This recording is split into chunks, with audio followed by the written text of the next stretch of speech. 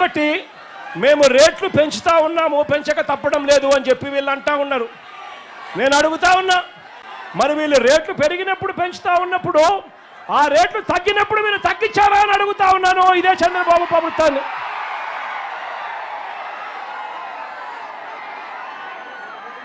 రేట్లు పెంచడానికి ఒక హేతుబద్ధత అనేది,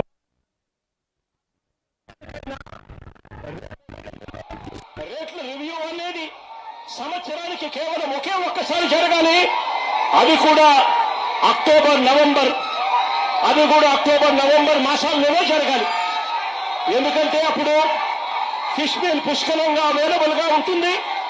అదే మాదిరిగా రైతులు పండించిన పంటలన్నీ కూడా పుష్కలంగా అందుబాటులో మార్కెట్లో అవైలబుల్ గా ఉంటాయి.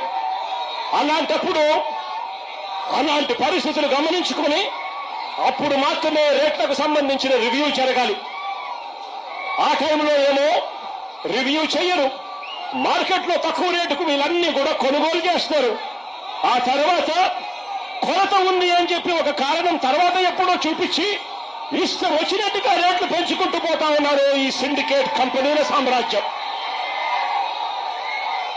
నేను చెప్తా ఉన్నాను, ఇదే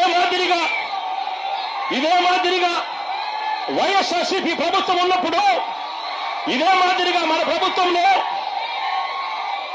ప్రభుత్వంలో 5 సంవత్సరాలలో 3 సార్లు కంపెనీలు ఇదే మాదిరిగా ఫీడ్ ధరలు పెంచితే, కంపెనీలు పెంచితే ఆప్షడా ద్వారా సీఎం ముఖ్యమంత్రిగా నేతృత్వంలోనే ఏకంగా రేట్లు పూర్తిగా తగ్గించిన కార్యక్రమం జరిగింది అంటే అది వైఎస్ఆర్సీపీ ప్రభుత్వంలోనే అని చెప్పి కూడా గర్వంగా చెప్తా ఉన్నాను. 3 సార్లు కంపెనీలు పెంచిన ఫీడ్ ధరలను వెనక్కి తీసుకునేలా చేశాము అని చెప్పి కూడా ఈ సందర్భంగా రైతులపై వైఎస్ఆర్సీపీ ప్రభుత్వానికి ఉన్న ప్రేమను చాటి చెబుతూ మన ప్రభుత్వం వైఎస్ఆర్సీపీ ప్రభుత్వంలో ఆ ధరలే సాక్ష్యమని కూడా చెప్తా ఉన్నాను. ఆశ్చర్యం ఏమిటి అనంటే రొయ్యలకు గిట్టుబాటు ధర కలపల విషయంలో కూడా రొయ్యలకు గిట్టుబాటు కల్పన విషయంలో కూడా గతంలో కూడా ఎప్పుడూ లేని విధంగా మన ప్రభుత్వమే కృషి చేసింది. ప్రతి 15 రోజులకొకసారి అంతర్జాతీయ మార్కెట్లో రొయ్యల రేట్లను ప్రతి 15 రోజులకొకసారి సమీక్షిస్తూ ప్రతి రైతుకు ప్రభుత్వం నిర్దేశించిన మద్దతు ధర తగ్గకుండా ఆ 5 సంవత్సరాలలో రైతాంగానికి తోడుగా ఉన్న పరిస్థితులు ఒక్క వైఎస్ఆర్సీపీ ప్రభుత్వ హయాంలోనే వచ్చాయి. కరోనా లాంటి కష్ట సమయంలో కూడా రైతులకు అండగా నిలబడి మినిమం సపోర్ట్ ప్రైస్ 230 రూపాయలకు ఎట్టి పరిస్థితుల్లోనూ 100 కౌంట్లు తగ్గకూడదు అని చెప్పి ఏకంగా చట్టం చేసి మరి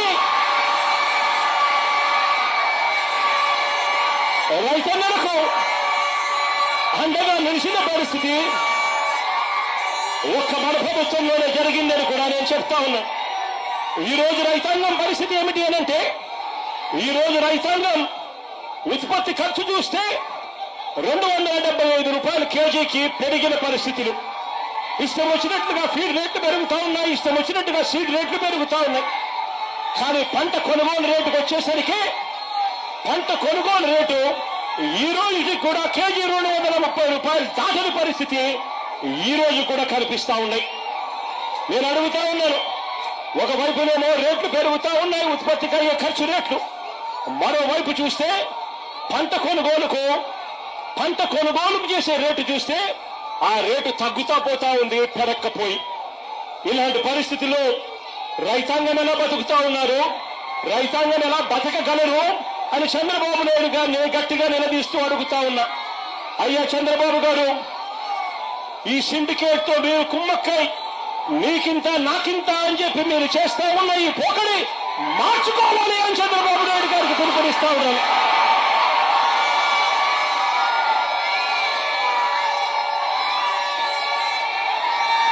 ఆక్వా రంగంలో ఉన్న రైతాంగం సంక్షోభం అన్నది ఎప్పుడూ కూడా ఎదుర్కోకుండా ఆ రైతాంగానికి అండగా నిలబడిన అడుగులు ఎప్పుడు పడ్డాయి అంటే వైఎస్ఆర్సీపీ ప్రభుత్వ హయాంలోనే.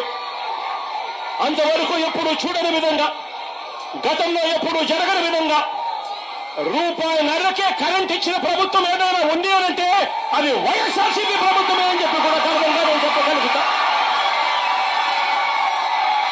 ఏకంగా వైఎస్ఆర్సీపీ ప్రభుత్వ హయాంలో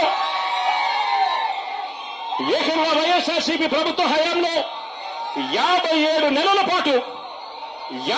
నెలల పాటు అంటే 5 సంవత్సరాలంటే 60 నెలలు, అందులో ఏకంగా 57 నెలల పాటు ఏకంగా 3,306 కోట్ల రూపాయలు సబ్సిడీ భరించి రూపాయిన్నరకే రైతాంగానికి విద్యుత్ ఇచ్చిన ఘనత ఒక్క వైఎస్ఆర్సీపీది అని చెప్తా ఉన్నా. అదే